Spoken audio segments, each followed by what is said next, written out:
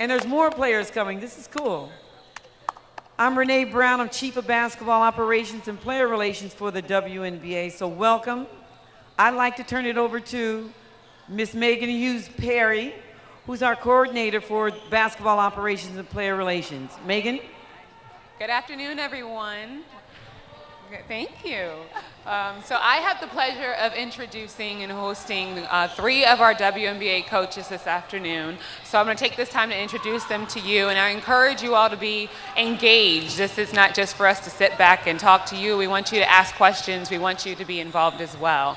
So without further ado, I'm going to start to my left with Coach Stephanie White. I call her Miss Indiana. She has had success on every single level at Indiana. She was the player of the year in high school and prep school. In college, she won Purdue's first national championship, and she most recently helped coach the Indiana Fever to their 2011 WNBA title. And if you don't recognize her from that, you might recognize her from her outstanding broadcasting career. You've seen her on ESPN as an analyst, the Big Ten Network, and Fox Sports. So please welcome Stephanie White.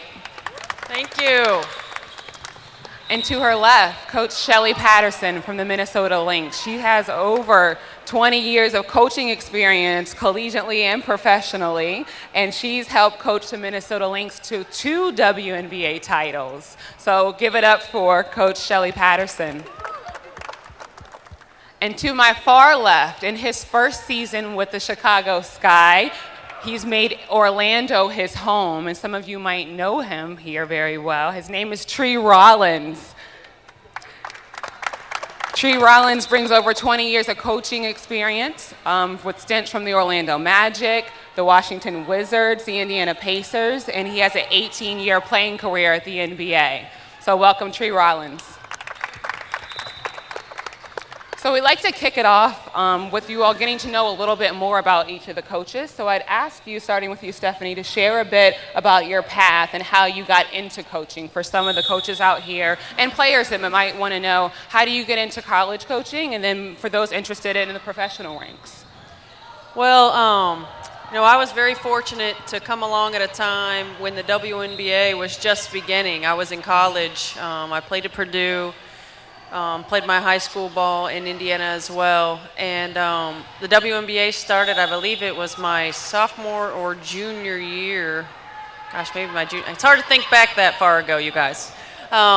In college, and it was just certainly an overwhelming opportunity for young players to be able to continue their playing career in the country, in the United States. And so I think at first, you're young and you think you're going to play forever. All you're going to do is play ball. And it just doesn't always work like that. I had my first injury in the national championship game at Purdue, and coming back from that injury, and then I had a few more surgeries a couple of years down the road. And I think when I started getting injured, then I started thinking about what is life after playing going to be. And one of my strengths as a player was always just my mind for the game and understanding of the game. And one of my passions was studying the game.